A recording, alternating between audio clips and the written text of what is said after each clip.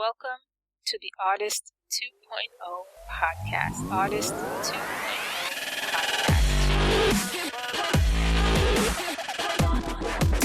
podcast. All right. Hello, Artist 2.0 listeners. So it's been a while since my last interview, and that's actually for technical reasons, and I'll tell you about in a second. But before I introduce you to today's guest, I just want to give you guys some updates on what's going on. It's been a busy couple of months for me. I have a lot of projects going and some fundraisers. But the thing that's been keeping me the most busy is this ebook that I'm writing for you guys for the Artist 2.0 community. And it's all about how to get organized. That has to be the number one question people ask me. I have 2 photography studios in Paris, my own personal projects that I have going for my fine art series, and now this Artist 2.0 thing. So my plate is pretty full and I'm always busy, not to mention trying to find new clients and deliver things to current clients and actually do photo shoots and everything. So the only way I'm able to do that is by getting hyper organized. So I've written everything down that I do, and I think it's going to help you guys a lot. And what's I think interesting about this book is it assumes that you don't even know where your beginning is. Because a lot of people tell you to start at the beginning, and sometimes it's not that easy to understand where the beginning even is. So I break it down step by step by step. There's some workbook questions in there to help you kind of get organized and focus on what direction you want to go. And tons of stuff. So that is going to be finished by the end of October. Then I have a couple of people who are going to read it to kind of edit it and help me fine tune it. And that'll be ready for a January release for you guys. So stay tuned for that. So that brings us to today's guest, Asha Thomas. Now, Asha was very gracious to come back on the show today. We actually had an interview already and she came to my apartment, but I had some technical difficulties with the microphone and we ended up sounding like chipmunks. So it was unusable. So Asha has agreed to come back and we're going to redo her interview. So welcome back, Asha, and thank you for coming back on the show. No problem. So Asha... Yeah, we'll do it again for the first time. So I'm sure it'll be a whole different interview, so which is great. So Asha is a dancer, and she has had a pretty prestigious, if I can use that word, dance career. She's You may. Why not? That's cool. She has studied and worked with some of the biggest names in dance. She went to Juilliard School of Performing Arts. And then she went on to work with the Alvin Ailey Dance Company for how much? 7 years? 8 years? It was 8 years, yeah. Mm-hmm. And now she is here in Paris starting kind of a new chapter in her dance career, and she's starting to do choreography and things like that, and she's working on some very exciting projects. So we're going to talk to Asha about her journey. She's actually, I think, one of the lucky artists because she found what she was good and passionate about very early, and then she was able to just dedicate her life to that. Not all of us can be so lucky. So Asha, tell us a little bit about kind of how you got started into dance and how you kind of developed that, and what brought you to Paris. Well, I have always danced, as you said. I do count myself as a very fortunate artist because I have always been on that path. I didn't have to kind of figure out what exactly I wanted to do. I was very kind of single-minded about it from very young. I started dancing, I don't know, I was, like everybody says, they started when they were 2 or 3. Yeah. I did dance as a child, but there comes a certain point where it becomes more of, it's not a hobby really anymore. It's something that you really are dedicating a lot of time and effort to. And that was probably when I was around 14 years old. I was already in high school, and I was dancing with a a professional company in Atlanta, a local company. You know, it wasn't a huge company, but, you know, we had rehearsals all the time. We had performances and everything. So that was probably my first real job. I was in high school at the time.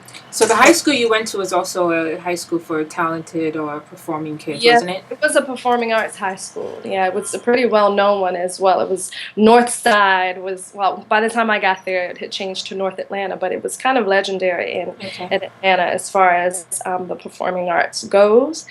And so, you know, it was my dream to go there. I went there, and so I was working outside. You know, I was dancing all day at school, and then I would go and work with this dance company, the Gary Harrison Dance Company that's no longer around. Gary, who was my good friend and mentor, he passed away probably in 2005, 2000. I'm sorry, what am I saying? It was 1990. It was in the 90s. 1995, sorry, not 2000. And he was very influential for me. He's the one that I don't think I really even knew about Juilliard before he told me about it. You know, I had always assumed it was a music school. And so he told me about it, and he encouraged me to audition. So I had to go to New York and do that, you know. And, you know, fortunately I got in. I tell the story that's so funny to me because the dance world that I come from is very much black dance, quote unquote, which is very specific. You know, it's, you know, the kind of music that you use and the themes that you dance about, you know, it's much different than, I don't know, it's very specific in other words. And so I remember for the Juilliard audition, we had to prepare 2 solos. And so I had one solo to Roberta Flack. Mm-hmm. Other solo was to Whitney Houston, Run to You. Nice. That's funny because to take those 2 songs and, you know, the kind of movement that you would do to those kinds of songs and audition for Juilliard with that, I just thank God I got in, you know. Well, I guess, yeah, like on the outside, you know, I don't know anything about theater performance or anything, but I think, you know, people's perspective is a very kind of more traditional or classical kind of focused school. But at the same time, it's art, you know, and if you're not doing something different, then what are you doing? So I'm sure, right. Yeah. You know. And we just had a really, I don't really know the current director, but when I was there, I mean, he just really had a lot of vision. It was very culturally diverse when I was there. My Juilliard class, we might have started out about, I don't know if we might have been 20 students. I would say almost half or a good third of us were black. So it was, people might not know that about Juilliard, and it's not probably always like that. But, you know, when I was there, it was very diverse in that way. And we just had a great director who was able to see a girl who danced to Whitney Houston's, you know, solo and say, she's got something, you know, maybe she could work out. So, you know, and that really, I credit that time in my life, even though I went on to dance with Ailey after. I feel like Juilliard for me was special in the way that it had just extremely talented people from really all over. The teachers were, you know, known all over the world. It was a very different style than I was used to. It was very much the cream of the crop. Yeah. You know, very creative. You know, I was working part-time while I was at school as like an usher for the drama plays. Really? You know, he would hear symphonies. Yeah. Wow. You know, so the people that we see now on Broadway or in films or on TV, like a lot of those are my classmates. Right. You know, just to let you know what kind of environment I was around. I was really in a very excellent atmosphere all the time, you know, so that you know, pulls you up, you know. Well, you know, that's really important. And, you know, that's actually a point that I'm making in this new ebook that's coming out. You know, you hear that old adage that you're the sum of the 5 people you hang out with the most. And it's absolutely true. If you are around high, you know, performance all the time, you're probably going to be doing a lot better. Absolutely. And I think that's a real market. If you're not where you want to be and you don't see a way of how to get where you want to go, then you need to kick some people out your life and replace them with some Take better a look quality to your people. right to your left. Exactly. Bye bye. Yeah. No, absolutely. So you know, that really makes a difference when you're around people who are so passionate and want to do great things all the time. It just motivates you to want to do the same. You know, you take on that energy and you almost have no other choice than to meet them there, you know. So every time, I don't know if you get this a lot, but if every time I think of performing arts school, I automatically go into Fame. You know, you guys breaking out into the cafeteria into song and dance, and you know, Time, not leg all the times warmers. that you tired from a rehearsal that you just limped away from to like dancing in the cafeteria. But no, I mean that was probably all of our dreams. I think, I mean, I just remember when I was in Atlanta, my dream was to go to New York. That's all I wanted to do. I was like, I would, yeah, college would be nice, but I need to go and dance, and New York is where that needs to happen.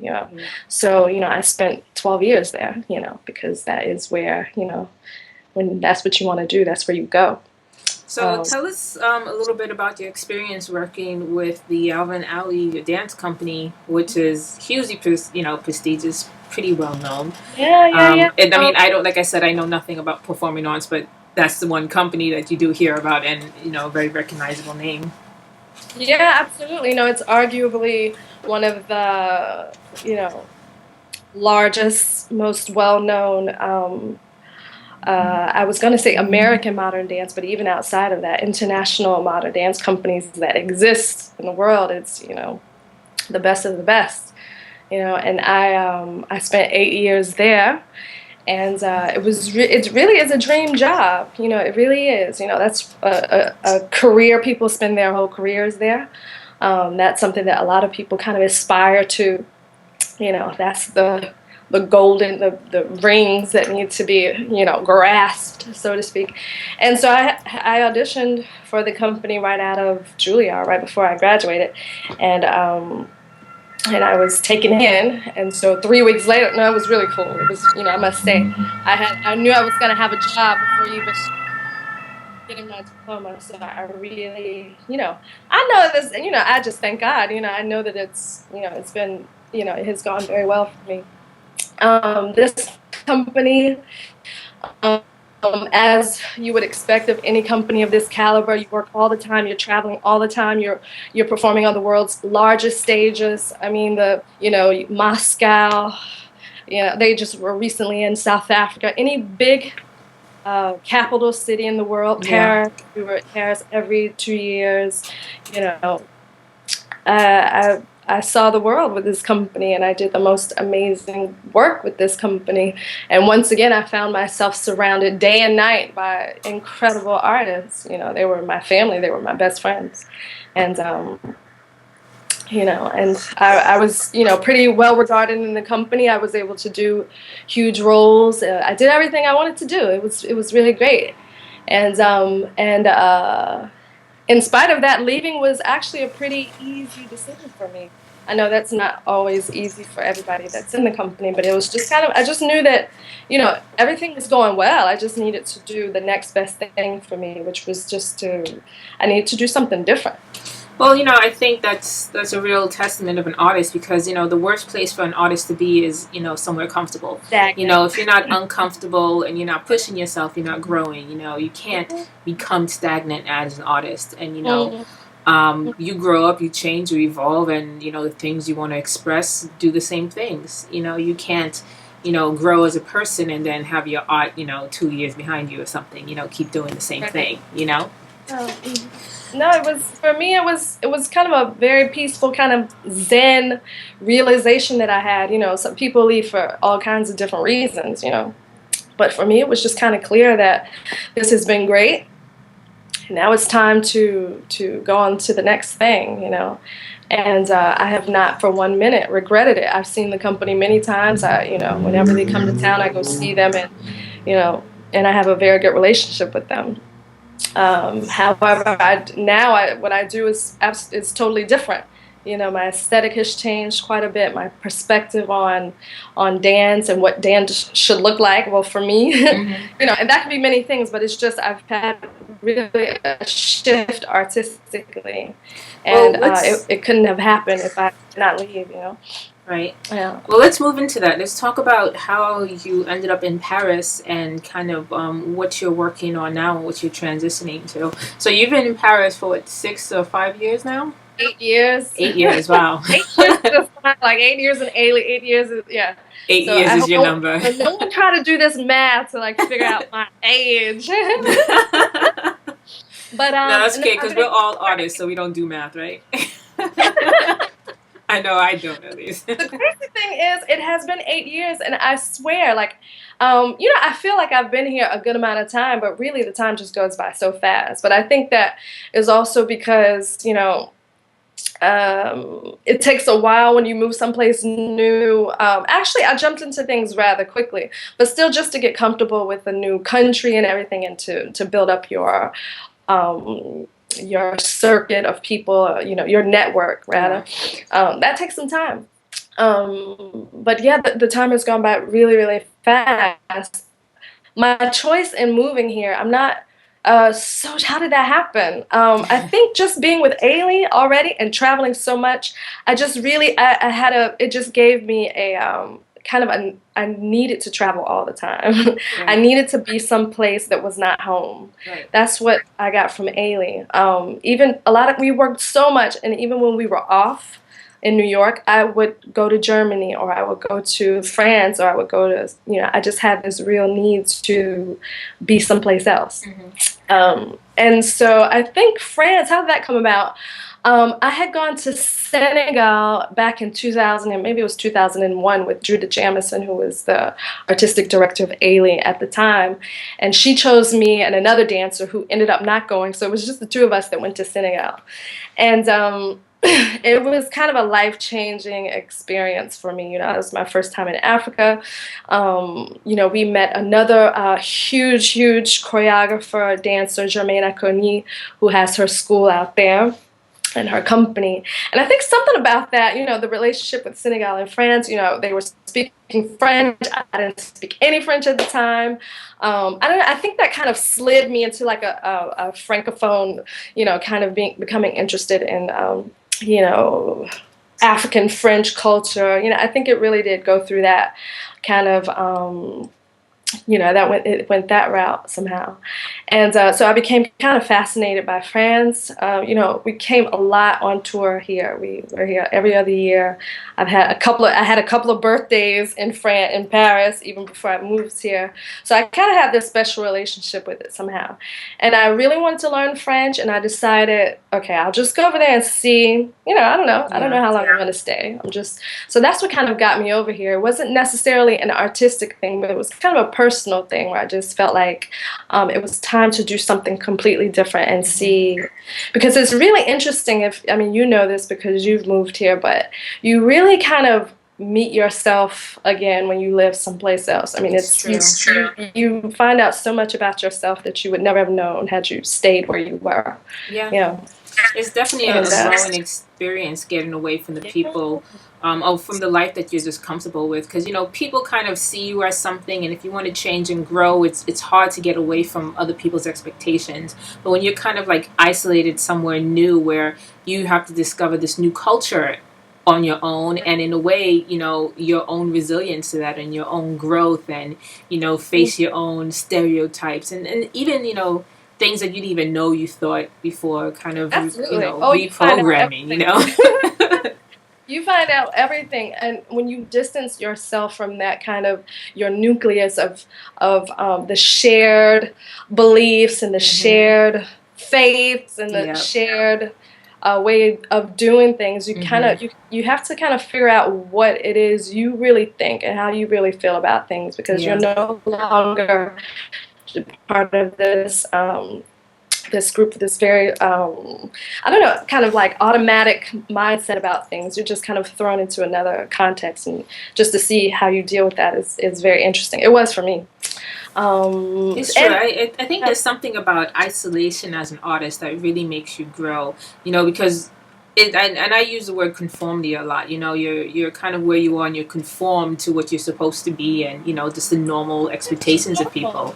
But when you move away and you're kind of on your own, and you know nobody, and you have to start over, exactly, you're faced with yourself, like you said before, and it's just like, you may not like it, or you got to change it, or whatever. But you come face to face with yourself in a way that you never have had to before, which is a great experience. No, so really. What did you come out from that? What did you decide that you wanted to kind of change or become when you kind of face yourself in that situation? Well, the thing is, I didn't really have these and that changes all the time, really. I think what's been interesting is, um, like I said, I didn't really come here for work. It was more of a personal thing, but it's all related. So working, because I knew that what I do is dance. That's what I've always done. So I figured that is what I would end up doing to support myself, and I have. And within that, and working with a very different, with people that are just completely different from the choreographers or the dancers that I worked with before, and the approach that they have, and everything about it is so different.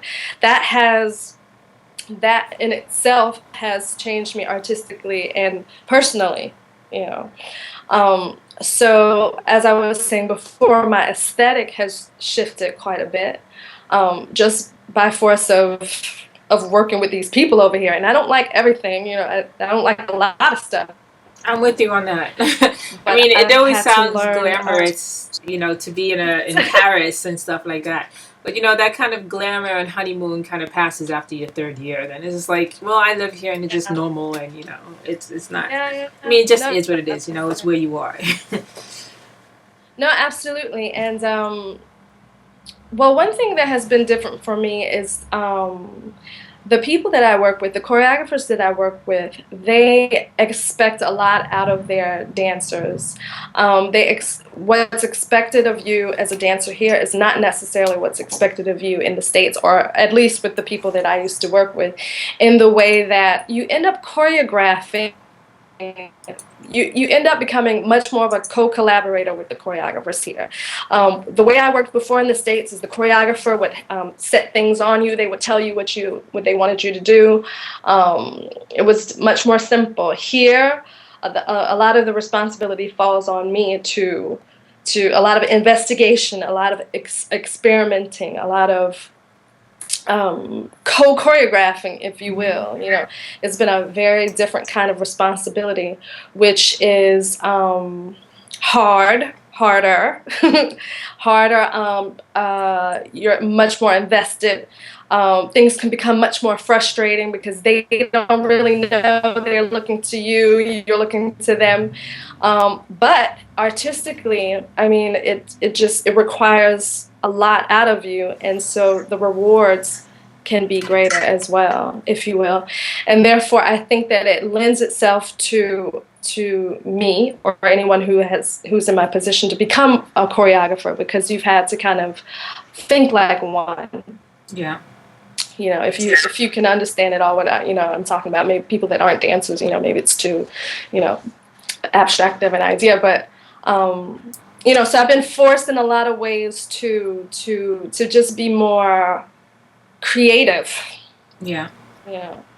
Just out of what I'm expected to do as a dancer. And so what that does, in turn, it requires you to find what your voice is. Yeah. It requires you to have an opinion about something, movement-wise, but right. which translates to your life. Yeah. And to articulate it. And these are really my personal goals. They're artistic goals, but they are my goals as a woman. To find my voice is, to articulate it, to have an opinion, because I can be. Right. Well, I think that's really interesting because, before working for dance companies, you pretty much did what you were told, I would imagine. Someone else kind of organized it, and you would just, you did what your part. I don't want to minimize that either, because that is a very hard job in itself. And I've always felt like I've been really good at that. I really do enjoy that process of a choreographer coming in and me bringing their specific vision. Because there's always, as a dancer anyway, there's always an interpretation that you have to have on things. Right. But it is still very different from what people, in my experience here, have asked me to do.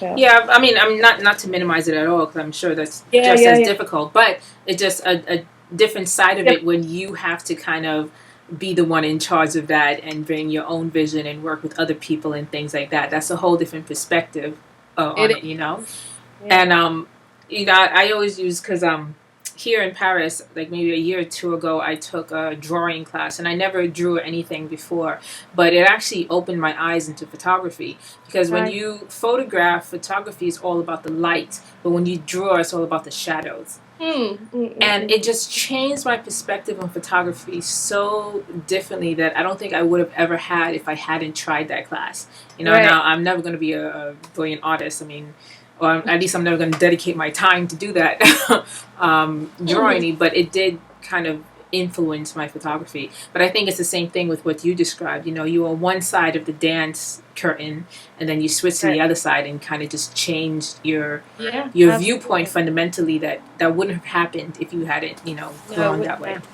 No. So that's really interesting. So you kind of mentioned slightly that, you know, like this is your career, how you make money, not just, you know, your art and expression. So when did you kind of, and what do you do to for like the business side of what you do, and you know, the contracts and the deals, and you know, all the administrative and all the things that aren't as glamorous. Do you market yourself as a business or more of as a brand? Well, actually, I have kind of the two sides, because since I'm freelance, I do work a lot for other choreographers, and that is what I'm used to doing, and which is much easier than marketing yourself as a business. As a freelance dancer, that's what I do, and so contracts and all those things are handled through, you know, the company that I work with. On the other hand, I have my own projects that I've been working on since you know, for the past few years. I do have a company, Compagnie IMA, and that's where because I told you that since I've been working with these choreographers, that's kind of propelled me into choreographing my own works. And actually, it's something I used to do much more when I was in Juilliard. You know, I was talking about this creative environment, and I choreographed a lot.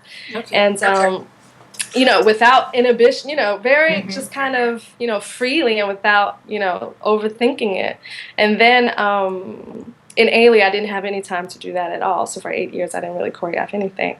And so here, it's more, you know, because I'm trying to kind of hone my artistic voice, I've decided to try to do my own projects. And so that's where it comes in, that you have to kind of market yourself as a business, because here, in order to present your own work, you have to have a company. It's very difficult. I don't know, maybe in the States it's different, or in New York, you can kind of get by just as a kind of a freelance choreographer, if you feel like as your own person choreographing.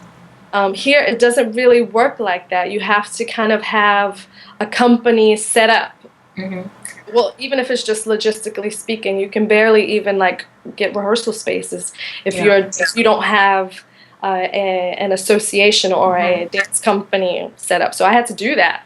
I didn't even want a dance company. I just had to. You know, I was kind of forced to do that. Because my interest was solely to kind of work on my own thing and present it, you know. So, you know, I've been kind of thrown into that world. As soon as you have any kind of business set up, and anytime you're starting to work with anybody other than yourself, you're going to have to pay them, you know. You're going to have to ask for funding, because, I mean, how are you going to pay them? You can't pay them out of your pocket, you know. And, you know, since what I do is kind of involved, you know, it's the projects that I have, if you want them to be performed anywhere, well, you're going to have a lighting designer, you know, it's performance. You're going to have somebody,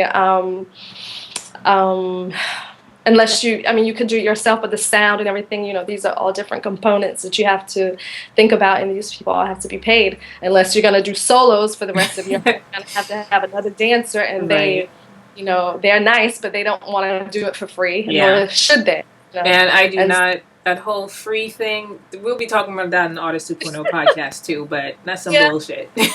You know, you know, really, I don't really, it all depends on context, but for the most part, even, you know, because I don't have a lot of money, I'm a small company, I'm just, you know, trying to do my thing, you know, even still, you know, I think it's important to well, you got to pay people, but it's you know, just ethically speaking, and, you know, just on principles alone, people need to be paid.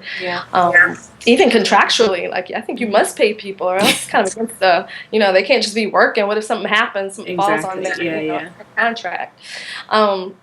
But so I've had to learn. It's really interesting because a lot of artists, they kind of find themselves at the head of a company. Really, Yeah. is what you are. You're dealing with payrolls. You're dealing with, I hire somebody to do the contracts. I don't know how to do that. Hmm. I didn't go to school for that. You're right. I went to school for dance. You know what I mean? And Yeah. that's somebody else's job, and I'm not trying to do a job that I'm not qualified to do. Yeah. Therefore, they have to be paid. I have somebody that works with me on, diffusion, which is, well, what in English? It's like they're the ones that kind of call a lot and, talk about the piece, which is really, that falls on the artist quite a bit. But also somebody that kind of knows who to talk to at what time, when to send your dossiers in, the Yeah. deadlines and all that Yeah. kind of stuff. And so that's the hard part for me, because you have to juggle your time. I spend a lot of time like on my computer trying to figure out who I can email and who I can Hmm. send videos out to, where I could be rehearsing, I Yeah. could be Yeah.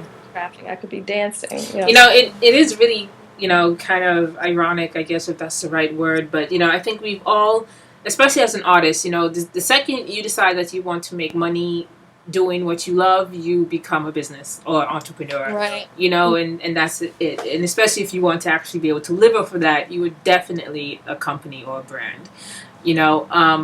And a lot of artists just kind of find themselves at the head of this business, and that's not what our background is. We studied a craft, we studied an art, not any of that stuff. So it becomes very, very difficult. And the more that you have to do it on your own, the less time you actually spend doing what you love. It's kind of Right. really funny. But I mean, you kind of have to master it. Like you can't be successful without eating hot dogs every single day, or barely getting by without kind of learning this skill. that's So true. that's Fortunately, artists are just very quick. I think just by the nature of what we do. I mean, there are skills to be learned, but I think that our advantage is that we know how to create solutions.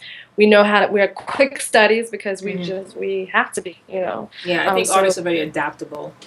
very much Um, so. That's a good thing, um, but it's true. You just kind of find yourself propelled into this thing where you're like, whoa, this is not exactly what I signed up for, or you just don't know what you're doing. But you just have to be smart enough to, first of all, surround yourself with people who do. The tricky thing is they do generally need to be paid, but I think at first you get a lot of people that are that want to help you, and that's good, until you can get into a situation where you can pay them the way that they should, and But etc. there's something that happens too when an artist kind of gets into the mindset of just I'm a person who creates something into I'm a business or a brand, because you start demanding respect. You're able to say no more. I think you kind of respect what you do on a whole different level. Once you kind of Right. recognize yourself as a business, you expect people to Mhm. kind of treat you that way. People, it's not okay for people to pay you late, and it's not okay for people to give you money that's less than what you should be getting for your time, and you value your time more. It's a real Mhm. shift in mindset, which I think is a great shift, because you learn the value of what you do in a way that maybe you didn't consider before. So Absolutely. now that you're kind of on this kind of business route, where you have to have a team and people who need to get paid, and that's a whole different pressure, because you have to kind of make sure things make money, um, and you also have to produce the show and everything like that. So, do you feel more pressure, or kind of more comfortable with this kind of opening a company and I this? mean, I don't feel pressure, but also because I'm not a big choreographer. Right. And so I don't have, I'm at a point where I get a little bit of money, but I don't get a lot. And I think that that's kind of an advantageous place to be, because I don't owe anybody anything. Hmm. Because I think that the enemy of artistry and creativity is the pressure to sell, because you're doing things, from the outside in instead of the other way around. Hmm. And it could work. People who are very skilled at what they do, you know, they they make it work, but a lot of times when you're doing things for that reason, in order to for the sole purpose that it can, please programmers or get people to come, that can oftentimes, I think, work against you because the motivation is different. No, and it's true, and I think it's another thing that kind of just makes you stagnant because you probably, if you think that way, you probably want to do what's already selling. So you kind of Right. go back into the conformity. Well, this is popular right Yeah. now. I'm going to do that because people make money. But that's Yeah, that's a completely hard way to opposite go to about it. exactly. That's the completely Yeah. opposite way of the Yeah, purpose yeah. of being an artist. Right. So let's talk about what you're working on currently. Mm-hmm. You have, I think you said, two dance productions or is it dance productions? I don't know the terminology. Little pieces. Pieces, okay. Well, I have one that I'm doing, my own project. It's a duet with a very good friend of mine. She's a flamenco dancer. She's English. She lives in Sevilla. It's called Clay. It's something we've been working on for about a year now, a year and a half. And we're very much excited by it. We think that it just kind of started out, just as I was saying before, it started out with two friends who just wanted to kind of get in the studio and work together with no pressure. Right. And see what happens. If after 10 days we wanted to abandon it, we could. We knew that we could. Of course, we didn't. Of course, we were like, we gotta do something. I've gone to Seville many times to rehearse, and we've advanced. Seville is in Spain. In Spain, it's like the birthplace. I won't say the birthplace because people might get mad. Flamenco. There are several. Andalusia is the birthplace. Everyone's gonna have an opinion. Whatever. It's one of the birthplaces, if not of flamenco. So Okay. I love flamenco. I mean, for the past 5 years, I've been kind of really heavily into it. When I can, when I'm not doing what I'm doing. What's drawn you into that particular style? Because that's very different from what you said earlier. You said you did a lot more kind of black dance and things like that. But it's similar to black dance in its emotion. It's in its emotional content. It's very similar in that way. I mean, a lot of people say flamenco is the blues of Spanish blues, if you will, because that's actually a beautiful way to describe it. Yeah. I mean, it came from the gypsies. It came from a marginalized group of people. So like the black folks. Right, what I'm saying. So what they're singing about is being poor, the love that they lost. Being downtrodden. That's like we can identify. Right. And so the emotional content of the music, the singing, and the dance is very much. Kind of comparable to black dance, I think. Okay, cool. In any case, our music and our in our history. So there are a lot of parallels there. But anyway, I think that I don't know. I think it's funny. I think maybe I could be so into it now because the kind of dance that I do here and the kind of contemporary dance. Let me clarify that I do in France is so much different from that. It's very kind of conceptual. There's not a lot of, there's a whole non-dance movement that has been going on for a long time. So maybe because it's like the antithesis of that, I've been so heavily kind of drawn to it since I've been here. But also just geographically speaking, being in France, I've been able to go to Spain so easily. So it's just easy for me to go over there and study. Yeah. So I think that also has something to do with it. But so anyway, I have this collaboration with my friend Yinka S.C. Graves, who is an expat also. She's been living in Spain for maybe about 7 or 8 years herself, and an excellent French guitarist who's also been in Spain for a very long time, Guillermo Guillen. And so this is our baby. This is our project that we have a lot of faith in. We think that it can really, it's really interesting, we think. So you said you've been working on this for a year. So what's the kind of timeline, or when is it going to kind of? We're hoping that next year it will get a real premiere, because I mean it's taken so long because it's we've been logistics. able to work on it few times. Like whenever I could go over there, we'll work a week too, and so that takes a lot of time. And like the last time I think I went, we hadn't worked on it for at least about 8-9 months. You know what I mean? Yeah. So now we've got it pretty much completed. Our next step is we're gonna have a technical residency where we can do the lights and everything, and by that time it should be hopefully presented. And we're talking to directors about that now. So believe me, I have been on the phone, emails, this and that Gotta fun get your part, hustle on. that because you really, I mean, you can't always rely on the person that does that. The artist has to know how to promote and to defend, artistically what their project is. Yeah, I there's a great book for from artists, and I forget the author's name, but the book is called How to Steal Like an Artist. I think that's it. But pretty much what he says is that we think our art should be able to speak for itself, and he's like, no, you got to speak for your art. I need to write that down. This book. It's so true, It's not easy. It's not easy. We a lot of times I feel like we're a very articulate people, but in different ways. But people need to be able to hear that in a concise manner. You have to be able to. I was reading a book. I can't even remember the name of it.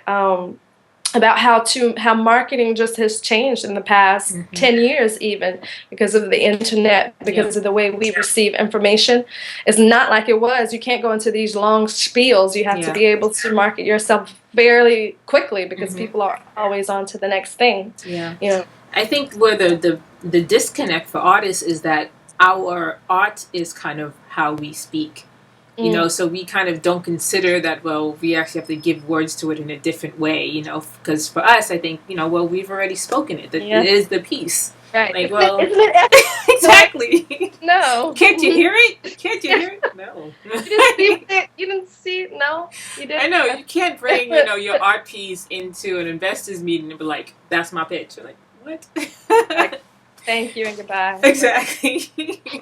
Yeah. So, you have to be able to figure out how to actually put real words to a conceptual or subjective piece, And I think it's just, I feel like some people are very natural at it, and some people, I feel a little bit, like I have to kind of practice it a little bit, maybe just because I have a lot of ideas, and so when it comes out, it might not be as clear as I want it to. So I know that I need to kind of think on that, maybe write it down, or if I happen to be talking to a director, it's a little bit scary. You know what I mean? It's a lot riding on those conversations, and you want to sound like you know what you're talking about. Yeah. So if I just get over there and kind of rehearse a little bit, then that's what I need to do. Well, definitely, especially when we create something, it might be a little bit, we're too emotionally attached to it, or it's too kind of ethereal, and you have to kind of bring it back to reality terms for the average person to understand. It's not that easy to kind of translate something that you created. So it's definitely something you do have to practice and, make a little bit more concise and take the time to do that. So I want to move on a little bit and talk about kind of how you stay motivated now, because most of your career you've been around high performance people and high performance fields, and now you're more or less kind of on your own, starting your own thing, and you may not have that access to that energy all the time. So how do you kind of stay motivated and focused and being your best as a kind of independent artist now? That is a good question. I think that, freelance work is hard. I feel like it's harder than, I won't say it's harder than like what I was doing at Ailey. It is in a different way. I feel like because it's hard to stay motivated because of the ups and downs of the work that you're doing. You're never with one group that long. There are times when you're not working. And that is extremely hard to kind of to deal with those ups and downs, not only physically, which is important for a dancer, mentally, but emotionally, all of that, yeah. you Yeah, know. exactly. At the same time, I think what does stay interesting to me is the fact, the other side of the coin in freelance is that you are jumping around and doing very different kinds of things. Mm-hmm. And that in itself is stimulating. You know, you're not with, you know, one way of working all the time. I have had the pleasure really or the fortune of dance with very different companies while I've been here. You know, I've danced with people who used to be with William Forsythe, a very different kind of style of almost neoclassical, not well, a very kind of different approach to movement, African contemporary. I've done some gigs where it was just purely commercial and kind of, you know, cabaret style. You know, I'll probably do just about anything. You know, depending Right. on the quality. If it's Right. quality, I don't mind doing it. You know, Right. but I think that's also my American background in the Juilliard and Ailey that has allowed me the flexibility to kind of slip into a lot of different kinds of skins, Mm-hmm. and I really use that to my advantage in the freelance work that I do. Okay. And though it's hard to deal with the you know, the roller coaster, the fact that each job is very different. I mean, you have very different kinds of dancers, et cetera, et cetera, and that I like that constant freshness, if you will.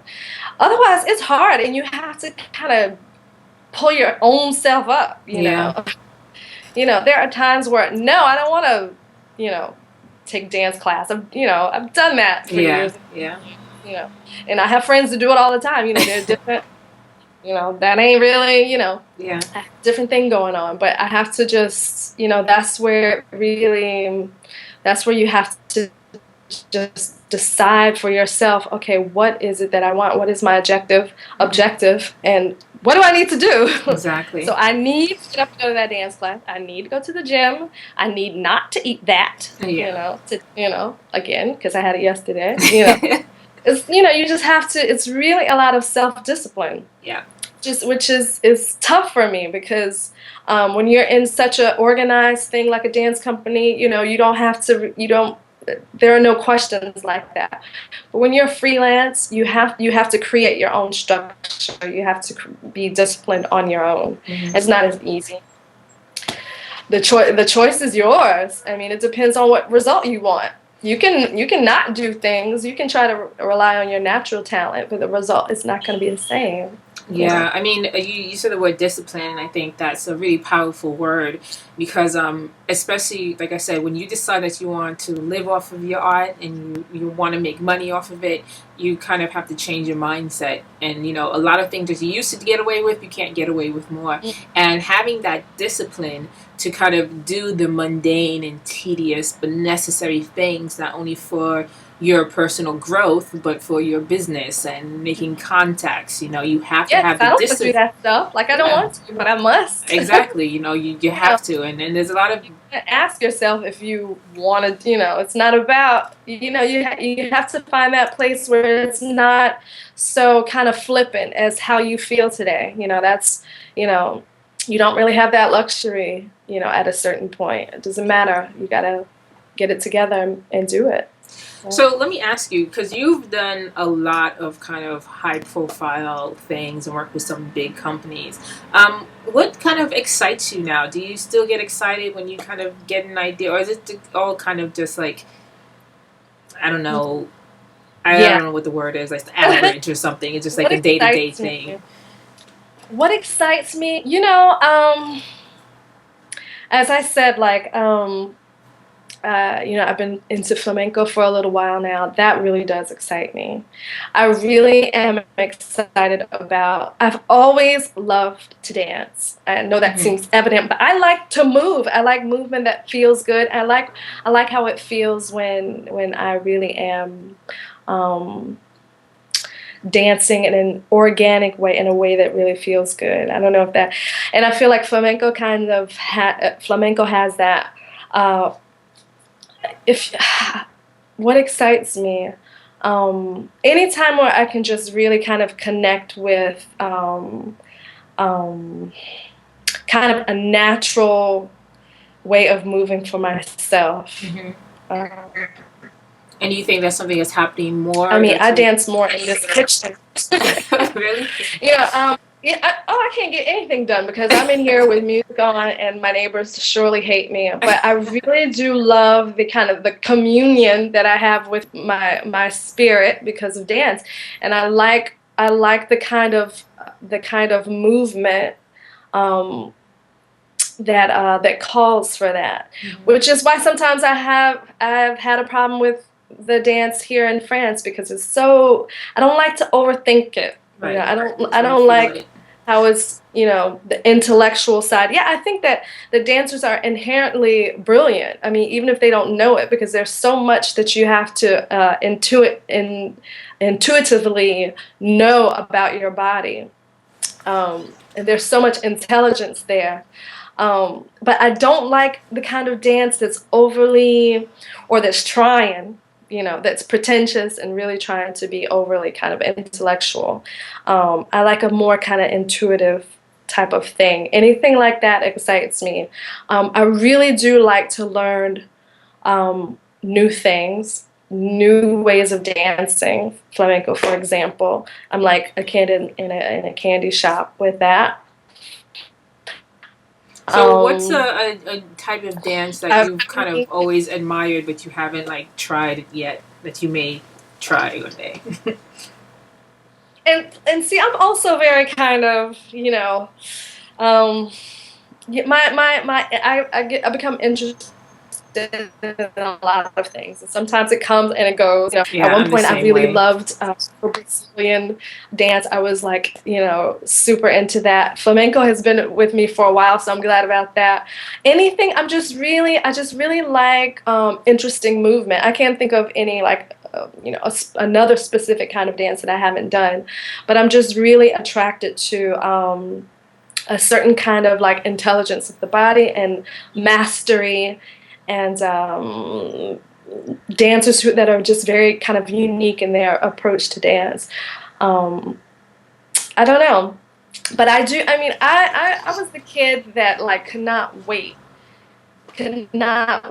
to just go to dance class. Just to go spend all weekend, like, you know, Well, in that's how the you're kind of on the right track. Like, for me personally, my little apartment is photography 24/7. If it's not a photography podcast, it's a photography documentary. It's just like yeah. that's it. It's But this. the hard thing is because I've danced for a long time. I mean, anything that could just make me feel like I used to feel, where I couldn't wait to go, which is hard. It ain't like that, but Right.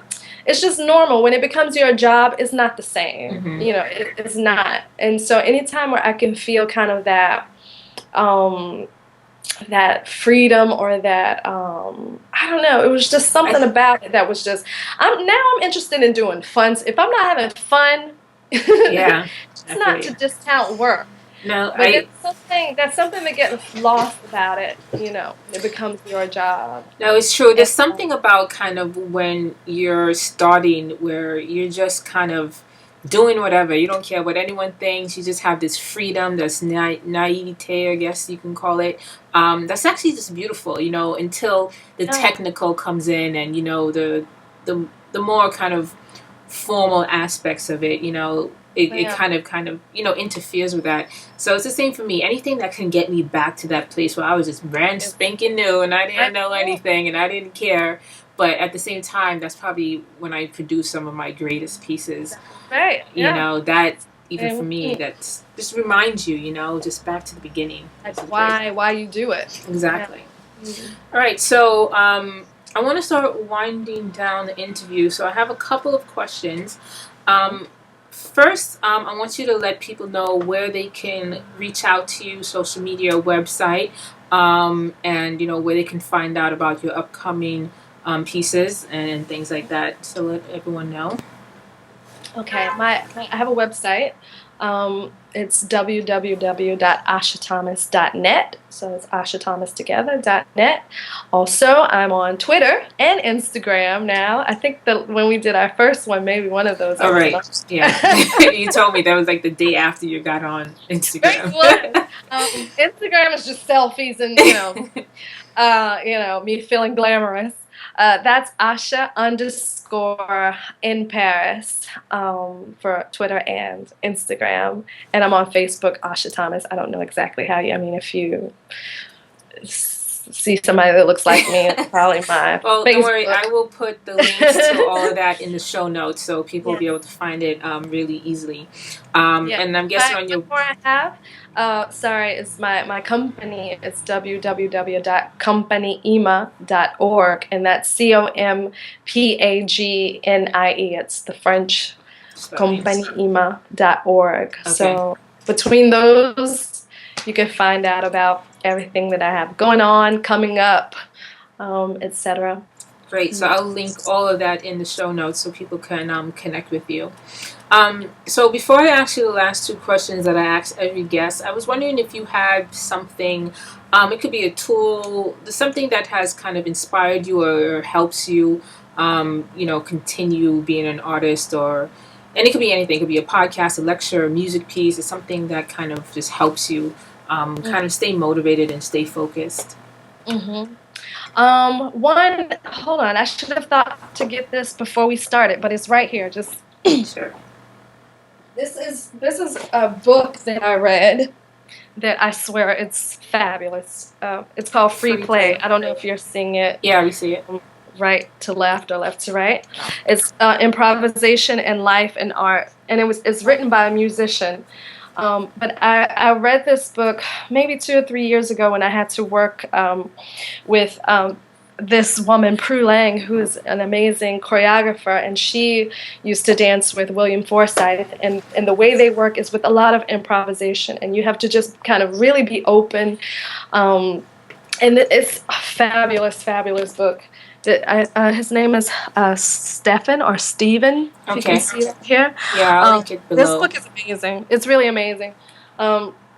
Just about how original you are and how you have this innate intelligence, which I was talking about earlier. It says it's a superb guide for anyone who aspires to create, whatever the medium. And I've read it. It's amazing. I love this book. Other than that, what motivates me? I listen to a lot of music because I think that it just does something to your spirit. Yeah. I think it kind of opens you up in a way that a lot of other things, maybe cannot. So I listen to a lot of flamenco, of course, but anything and everything that just kind of speaks to me, and that just makes me move. That just makes me be able to do kind of anything. Sounds simple, but well. All right. Well, thank you for those, and I will put the link to that book also in the show notes so people can get it if they want to check it out for themselves. So the last two questions that I ask every guest, the first one is, what do you expect from life? What do I expect from life? I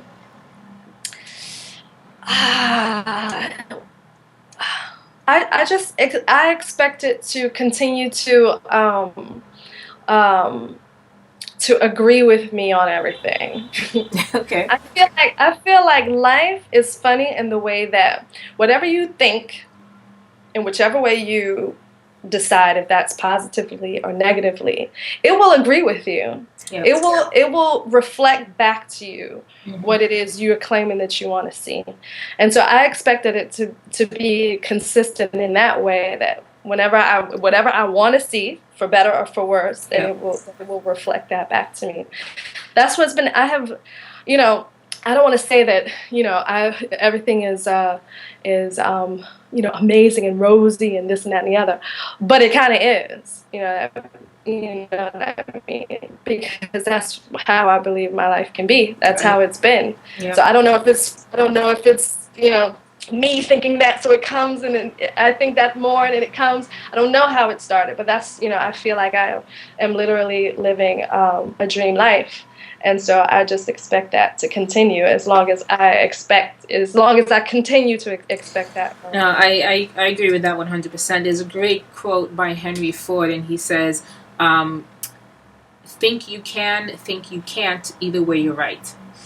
And and this is a message that I'm trying to convey to the Artist 2.0 community, you know, especially when you start, you have so many questions about everything, but these answers are more about kind of the more about how what's the word I'm looking for, the self-confidence that you have in what you do, you know, like whether you say no to a job that you don't want to do or yes to it. That's more about, you know, your internal self-confidence. Like, well, do you want it? Then do it. You don't want it? Then don't do it. But that whole struggle, well, do I, should I, blah, blah, blah, that's your own self-confidence and those issues that you really have to kind of convey. Because either way, it's what you want. You just have to decide it and be okay with it, you know? So thanks for sharing that, because I agree with that 100%.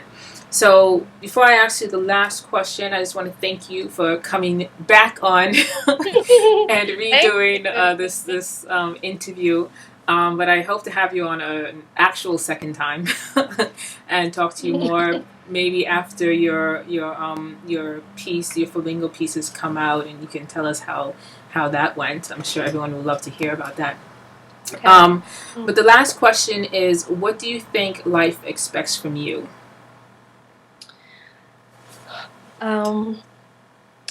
For me to kind of just show up, for me to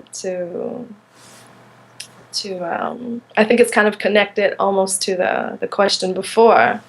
To show up and to be courageous about things, even the things that are kind of scary, you know, like living someplace else, you know,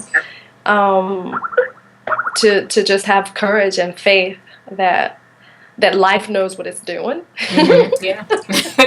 You know, that it's gonna be all right. It's gonna work out. Yeah. And for you to show up and be ready to be surprised, you know, just see what it is you want, you can have. Yeah. No, I think that's great, because showing up is half the thing, right? I mean, if you don't show up, you ain't getting nothing. So it's true. Showing up is half the battle. Great. So I think those are great answers, and I would love also from the Artist 2.0 community to kind of leave some answers down below about, you know, what they think life expects from them, what they expect from life. So thank you again for being on this episode of the Artist 2.0 podcast. So you guys can connect with us more on our website, www.artist20.com. And as always, be excellent.